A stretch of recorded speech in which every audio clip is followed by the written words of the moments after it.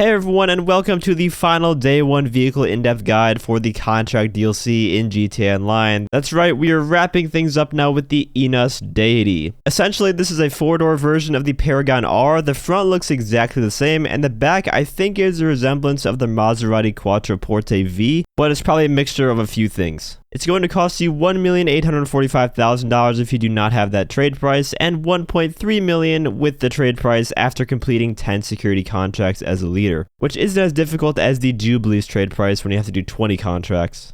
This vehicle is in the Sedans class and is the only sedan of this update that can be equipped with armor plating and a mine tech, along with some machine guns and slick mine options.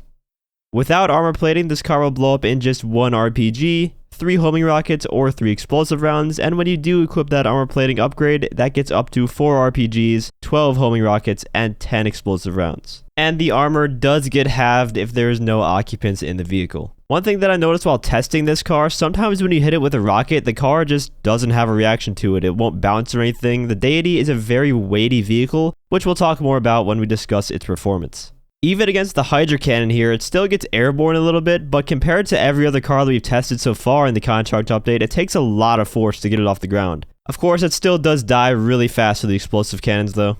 Just like the other armored contract vehicles, it comes standard with bullet-resistant windows. And just like the other car's windows, they will block 15 automatic gun rounds from an SMG, assault rifle, or LMG, 7 shotgun shots, 15 pistol shots, 5 sniper bullets, and 2 revolver shots before piercing through on the next shot. And as usual, FMJ bullets can deal with them no problem.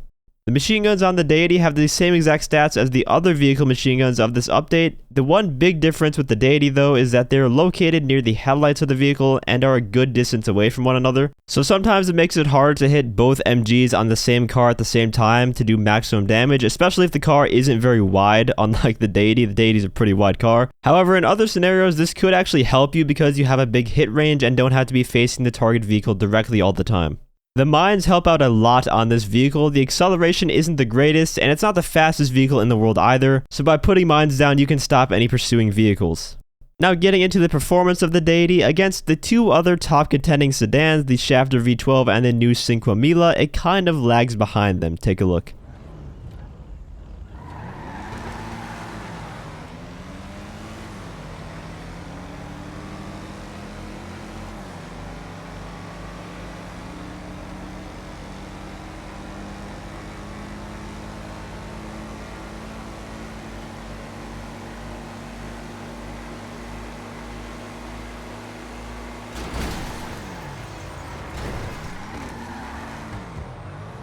It finishes a few seconds after the other 2 cars, so for racing you're probably better off with the Cinque Mila or the very old Shafter V12.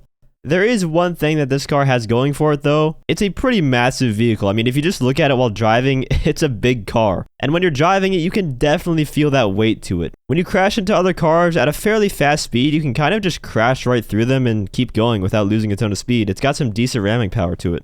A lot of the time with other cars, if you get into a head-on collision or any sort of big crash, the car will either spin out or the back end will kick up. The Deity is a bit of a tank in that regard and doesn't really do that. And if you want to treat this like a defensive tankish vehicle, you can take off the mines and the machine guns and you can enter passive mode like so. Or if you still want to use the weapons and be able to use it in official races, you can do just that. And I will have links to Bruffy's videos on the contract cars in the description so you can get a better representation of the Deity in a racing scenario. So is the Deity worth that $1.3 to $1.8 million price tag? Honestly, probably not. I just can't emphasize enough how good the Buffalo STX is. Just like the Deity, it's a 4-door car with armor and a mine tech, but it's much better performance-wise, aside from maybe the ramming power.